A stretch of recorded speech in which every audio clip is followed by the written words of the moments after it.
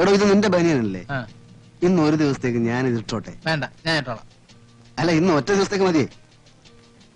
നിന്നോട് ഞാൻ സത്യം പറയാം, ഇന്ന് എന്റെ നാട്ടിൽ നിന്ന് നല്ലൊരു ഫാമിലി റെയിൽവേ സ്റ്റേഷനിലെത്തുന്നു. നല്ലൊരു ഫാമിലിയാ? നല്ലൊരു ഫാമിലി എന്ന് പറഞ്ഞു കഴിഞ്ഞാൽ നല്ലൊരു പെൺകുട്ടി അതിൽ ഉൾപ്പെടുന്നുണ്ടേ. അപ്പോ ഇന്ന് ഞാൻ ഇതിട്ടിട്ട് പോയാൽ നിനക്ക് അവരെ അടുത്ത ആഴ്ച ഞാൻ പരിചയപ്പെടുത്തി തരാം കേട്ടോ. അങ്ങനെ നീ ഷൈൻ ചെയ്യണ്ട. വേണമെങ്കിൽ ഞാൻ ഇത് ഇട്ടുകൊണ്ട് അവരെ കാണാൻ വരാം. അതൊന്നും പറ്റൂല. ഇന്ന് എനിക്കൊരു ഇന്റർവ്യൂ ഉണ്ട്. ഒരു എക്സിക്യൂട്ടീവ് പോസ്റ്റ് ആണ്. 2000 rupees സാലറി. ഇത് കിട്ടിയാ ഞാൻ MA മതിയാക്കും. അതുകൊണ്ടാണ് ഈ ബനിയൻ ഇട്ടുകൊണ്ട് ഞാൻ ഇന്റർവ്യൂവിന് പോണത്. അത് ശരിയാ, ഈ ബനിയനോട്ട് ചെന്ന എന്ത് ജോലിയും കിട്ടും. എവിടെ ഇന്റർവ്യൂ? ഘോഷ് കെമിക്കൽസ്. 2000 രൂപ ശമ്പളം അല്ലേ? ഇപ്പൊ 2000 രൂപ കിട്ടും. സ്റ്റൈപ്പൻഡ് കുറച്ചുകൂടെ കഴിയുമ്പോ 3000 രൂപ കിട്ടും. ഈ ഘോഷ് കെമിക്കൽസിലെ ഘോഷിന് തലയ്ക്ക് വല്ല അസുഖമായിരിക്കും. എത്രയായി? എവിടേക്കാ നിങ്ങൾ രാവിലെ എവിടേക്കാ? നീ എവിടേക്കാ? കൊല്ലത്തുള്ള എന്റെ ചിറ്റപ്പന്റെ മകളുടെ ഭർത്താവ് ഇന്നലെ രാവിലെ ചത്തുപോയി. കമ്പി വന്നിരുന്നു. എന്നിട്ട് നീ എന്താ ഇതുവരെ പറയാതിരുന്നത്? വെറുതെ നിങ്ങളെ കൂടെ എന്തൊരു ദുഃഖത്തിലായിരുത്തണമെന്ന് കരുതി. എന്തോ നിന്റെ ചിറ്റപ്പന്റെ മകളുടെ ഭർത്താവ് ചത്ത നമുക്കെന്തര്? ഒന്നുമില്ലേ, നീ ചത്താലും ഞങ്ങൾ സന്തോഷിക്കുകയുള്ളൂ.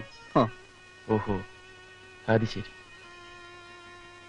ശവസംസ്കാരത്തിന് മുമ്പെങ്കിലും എനിക്ക് അവിടെ എത്താം.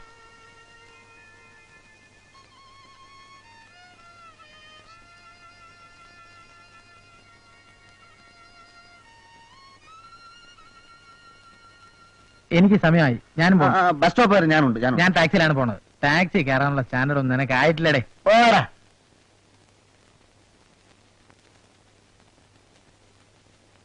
അവസാനം ഞാനൊരു തീരുമാനം എടുത്തു. നിന്റെ ഷർട്ട് ഞാൻ എടുത്തു.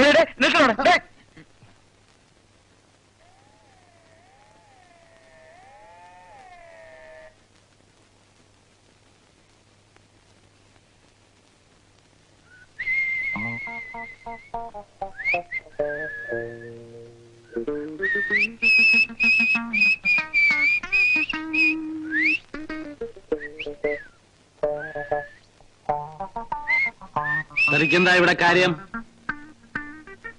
തന്നടാ ചോദിച്ചത് ഇവിടെ എന്താ കാര്യം? പ്രകൃതിയും മനുഷ്യനും ഒരുമിച്ചു പാടി പ്രേമം ദിവ്യമാമോരനുഭൂതി. ചോദിച്ചു കേട്ടില്ലേ? ഗോപം വന്നോ?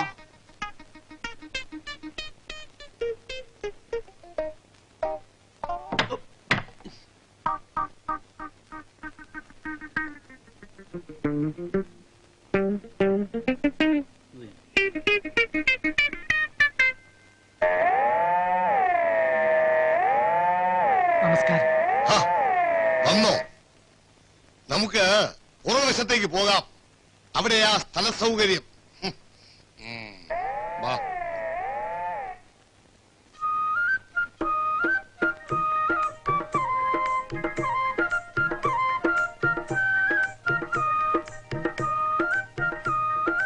ഒരുത്തരും ഇവിടെ കുന്തം വിഴുങ്ങിയ പോലെ നിൽക്കുന്നത് കണ്ടില്ലേ?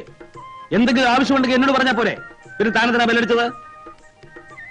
ഇളിക്കാതെ ഞാനേ ക്യൂൻസ് വാർഡിൽ നിന്ന് ക്യാബറയുടെ ടിക്കറ്റ് വിൽക്കാൻ വന്നതാ.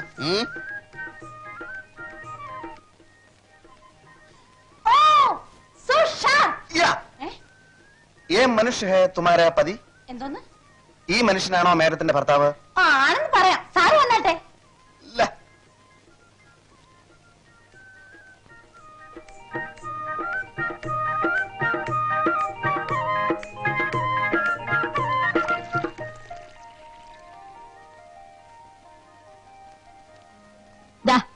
ഇത് മോളുടെ റൂമിൽ കൊണ്ടു കൊടുക്ക. ശരി.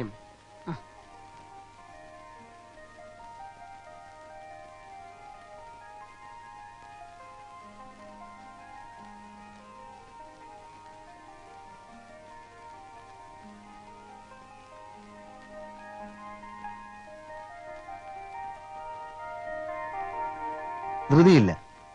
ദിവസവും പകൽ മുഴുവനും ഞാൻ ഇവിടെ വന്ന് പഠിപ്പിക്കാം. ഒരു മാസത്തിനകം കുട്ടിയെ കൊണ്ട് ഹിന്ദിയിൽ ഞാൻ കവിത എഴുതിക്കും.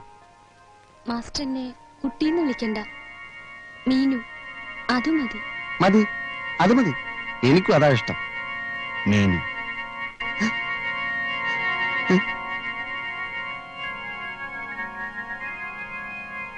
ഉണ്ട് പോരടി.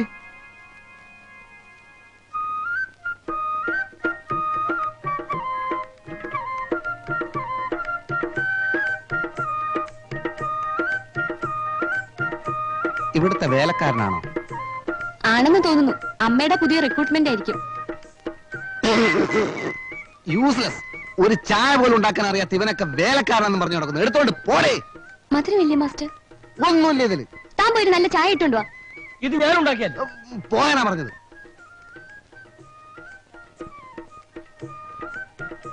मीनू देखो भाग 1 निबंध 1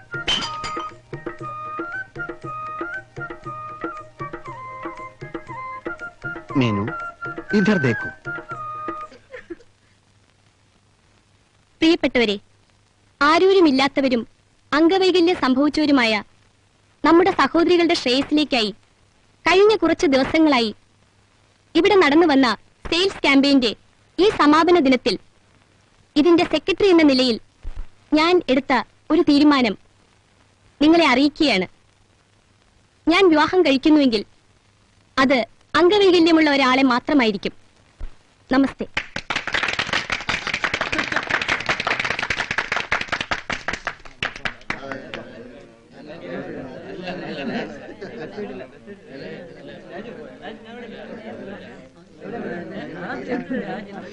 പോവാ.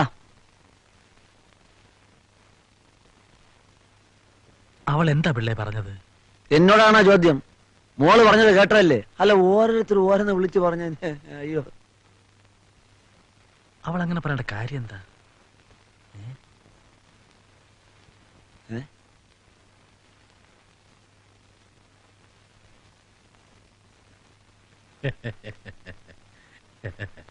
എന്താ കണ്ടില്ലേ? അതാ എന്റെ മോള്. മനസ്സിലായി. അവള് പറഞ്ഞതൊക്കെ കേട്ടല്ലോ അല്ലേ? എന്റെ ചെവിക്ക് കുഴപ്പമൊന്നുമില്ല. അപ്പൊ പിന്നെ എങ്ങനാ? ബെറ്റനുസരിച്ച് തല മുട്ടയടിക്കല്ലേ? അത് ഞാൻ തീരുമാനിച്ചോളാം. അവള് എന്റെ മോളാ. വാക്ക് പറഞ്ഞ വാക്കാ. ഇനിയും പ്രേമിക്കണമെങ്കിൽ ഒറ്റ വഴിയേ ഉള്ളൂ. ഒരു 5-6 നില കെട്ടിടത്തിന്റെ മോളിന്ന് കീഴോട്ട് ചാടുക. അപ്പൊ കയ്യോ കാലോ ഓടിയും. അപ്പൊ അംഗവൈകല്യം വരും. അപ്പൊ പിന്നെ പ്രേമിക്കാം. എന്താ? ഞാൻ ചെയ്യേണ്ടത് എന്താന്ന് ഞാൻ തീരുമാനിച്ചോളാം. ആരുടെ ഉപദേശം ആവശ്യമില്ല. ഒരു 3 മാസത്തിനകം തന്റെ മകൾ ആരെങ്കിലും പ്രേമിച്ചിരിക്കും. പ്രേമിച്ചിരിക്കും. പ്രേമിച്ച് നിൽക്കും. പോളോടുന്നു.